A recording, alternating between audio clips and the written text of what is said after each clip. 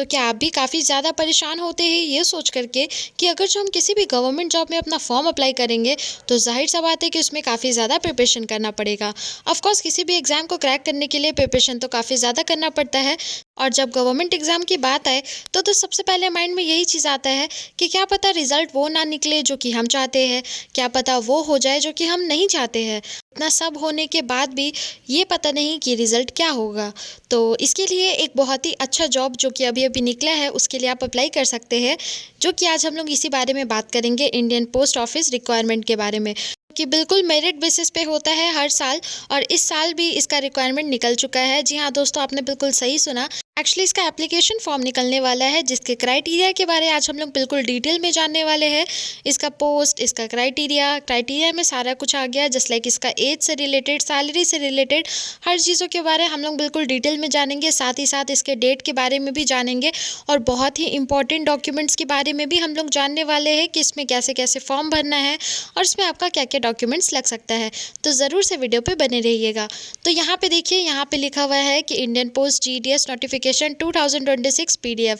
और इसका जो देखिए यहाँ वैकेंसीज लिखा हुआ है, सबसे ज़्यादा इंपॉर्टेंट बात, 28,740 वैकेंसीज, यानी इतना ज़्यादा सीट्स खाली है बाकायदा। इसमें एक बार ट्राई करना तो बनता है। आई थिंक ये बहुत ही अच्छा है। और उसके अलावा देखिए यहाँ पे आपको सारा चीज़ बिल्कुल अच्छे से देखने को मिल जाएगा। Organisation name as always India post, और ग्रामीण डाक सेवक GDS की तरफ से जो पोस्ट है वो ये है। और इसका टोटल सीट्स की अगर बात करें तो 28,740 सीट्स है इसका। Application mode as always online होगा। रजिस्ट्रेशन डेट 31 जनवरी से लेकर के 14 फरवरी तक में आप अप्लाई कर सकते हैं। 31 जनवरी से लेकर 14 जनवरी तक में ये फॉर्म ओपन रहेगा। और इसका सिलेक्शन प्रोसेस मेरिट बेस्ड पे इसका सिलेक्शन होता है। मेरिट लिस्ट निकलेगा, उसमें आपका सिलेक्शन होगा, उसी में अगर आपका नाम आएगा दैट मीन्स आप सेलेक्ट है। और उसके अलावा इसकी सैलरी की अगर बात करें तो 24,000 तक इसका आपका सैलरी हो सकता है। और कुछ पोस्ट पे इसका सैलरी जो है वो 29,000 भी जा सकता है। अप्रॉक्स आप 30,000 लेकर के चल सकते हैं। सब बेसिस पे है, सब आपका पोस्ट जैसा जैसा होगा उस पोस्ट पे आपका सैलरी बेस्ड होगा, ठीक है। तो इस चीज़ का ख्याल रखिएगा। उसके बाद देखिए यहाँ पे ये भी वही है, Indian post GDS detail notification जो है वो रिलीज़ होगा आपका 31 को। और एप्लीकेशन स्टार्ट है वो भी आपका 31 को ही होगा, ठीक है। आप फ़ी पेमेंट कर सकते हैं इसका 16 फरवरी तक आप आराम से पेमेंट कर सकते हैं। और अगर मान लीजिए आपका किसी तरीके का कुछ भी गलत हो जाता है या कुछ भी ऐसा, तो फिर आप 18 से लेके 19 तक में वो भी आप चेंज कर सकते हैं, ठीक है। 18 फरवरी से लेके 19 फरवरी तक आप आराम से उसको भी चेंज कर सकते हैं। उसके बाद यहाँ पे देखिए, यहाँ पे लिखा हुआ है कि आपका मेरिट लिस्ट कब निकलेगा।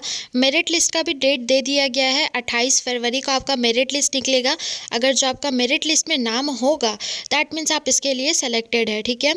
और उसके बाद देखिए यहाँ पे जो भी चीज़ दिया हुआ है ये सब कुछ वही है जो कि आपका ऑफिशियल वेबसाइट में सारा का सारा PDF दिया हुआ है, उसी का ये स्क्रीनशॉट है जिसमें कि आप देख सकते हैं सारी चीज़ों के बारे में और भी डिटेल में। लेकिन इसका लिंक जो है वो हम ऑलरेडी डिस्क्रिप्शन में डाल चुके हैं, तो आप वहाँ से भी जा करके एक बार चेकआउट करके देख सकते हैं।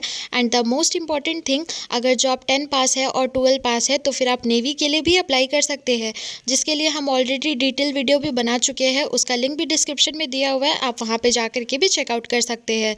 उसके लिए भी आपको किसी भी क्राइटेरिया की ज़रूरत नहीं है। एज़ ऑलवेज़ आप सिर्फ 18 ईयर्स के होने चाहिए। अगर जो आप 18 से 27 ईयर्स के हैं तो फिर आप आराम से उस नेवी जॉब के लिए भी अप्लाई कर सकते हैं। बहुत सारा रिक्वायरमेंट्स है और उसके लिए भी काफ़ी ज़्यादा सीट्स खाली है। And the most important thing कि उसका फॉर्म अभी अभी बस क्लोज ही होने वाला है कुछ दिनों में, इसीलिए ज़रूर से वो वीडियो भी एक बार चेकआउट करना मत भूलिएगा और फॉर्म अप्लाई करना मत भूलिएगा। ओके, तो अगर इस टॉपिक की बात करें तो यहाँ पे आपका मेरिट लिस्ट निकलेगा। एक मेरिट लिस्ट निकलेगा जिसमें कि आपका सारा कुछ डिटेल दिया हुआ होगा, जगह दिया हुआ होगा, कहाँ से आप स्टेट से, कौन से स्टेट से बिलोंग करते हैं वो भी दिया होगा। लेकिन उसमें आपका नाम नहीं लिखा होता है, उसमें सिर्फ आपका रजिस्ट्रेशन नंबर लिखा हुआ होता है। तो आप अपना रजिस्ट्रेशन नंबर से चेक कर सकते हैं, ठीक है। तो मेरिट लिस्ट जब निकलेगा तो वो भी हम डिस्क्रिप्शन में लिंक के साथ आपको PDF प्रोवाइड कर देंगे, तो ज़रूर से वो भी चेक करना मत भूलिएगा। तो अब यहाँ पे देखिए, यहाँ पे बहुत सारा जगह का नाम लिखा हुआ है।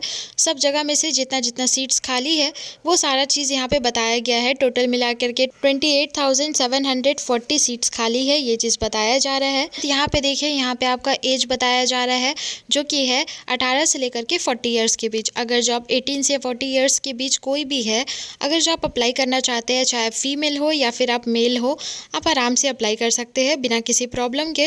अगर जो आपके यहाँ कोई भी ऐसा मेंबर है जो कि अप्लाई करना चाहता है, जिनका एज इस तरीके का है, वो अप्लाई कर सकते हैं। ज़रूर से ये वीडियो उनको भी शेयर कर दीजिए ताकि उनको भी सारा इन्फॉर्मेशन मिल सके। And the most important thing, age wise actually सबका रिलैक्सेशन दिया हुआ है, सब एज वाइज दिया हुआ है, डोंट वरी। उसके अलावा यहाँ पे देखिए, यहाँ पे आपको थोड़ा सा कंप्यूटर का भी नॉलेज होना चाहिए। अदर क्वालिफिकेशन रिक्वायर्ड के तौर पे नॉलेज होना चाहिए, आपको कंप्यूटर का नॉलेज होना चाहिए, आपको साइकिलिंग का। इसका मतलब ये है कि उस काम में ये सब चीज़ों का भी ज़रूरत पड़ सकता है, तो इस बात का ध्यान रखिएगा। और उसके अलावा जब आप एप्लीकेशन फॉर्म भरेंगे तो जाहिर सा बात है, सबसे पहले आपको लॉगिन करना पड़ेगा। लॉगिन करने के बाद आपसे जो भी चीज़ मांगा जाएगा वो सारा चीज़ आप अप्लाई कर दीजिएगा। और देखिए, यहाँ पे ऐसा लिखा हुआ है कि यहाँ पे आपको सिर्फ 100 रुपीज़ पे करना पड़ेगा अगर जो आप मेल है तो। अगर आप फीमेल है तो फिर आप यहाँ पे कोई भी चार्जेस पे नहीं करेंगे, डोंट वरी, ठीक है। बस मेल्स के लिए है यहाँ पे कि आप 100 रुपीज़ आपको पे करना पड़ेगा, बाकी फीमेल्स के लिए ऐसा कोई भी चीज़ नहीं है। एंड हाँ, सबसे इम्पॉर्टेंट बात, इसमें आपका किसी भी तरीके का कोई भी मेडिकल एग्ज़ाम नहीं होता है, तो डोंट वरी, उसका भी चिंता का बात नहीं है। तो जब एग्ज़ाम नहीं होता है, फॉर्म बस आपको फिलअप करना है। मेरिट लिस्ट में अगर आपका नाम होगा तो फिर आप अप्लाई कर सकते हैं। मेरिट लिस्ट में अगर आपका नाम आएगा तो फिर आप सेलेक्ट हो जाएंगे। उसके बाद फिर आपका बाकी का प्रोसेस उसके बाद बताया जाएगा, ठीक है। बहुत ही अच्छा एग्ज़ाम है, बहुत ही अच्छा जॉब है। अगर आप चाहें तो एक बार ज़रूर से अप्लाई कर सकती है, क्योंकि क्या होता है ना कि कोई भी एक गवर्नमेंट जॉब में एक्चुअली बस एंटर करने का देरी होता है। एंटर करने के बाद तो सारा कुछ ऐसे ही हो जाता है, बस आपको थोड़ा सा मेहनत करने का ज़रूरत है।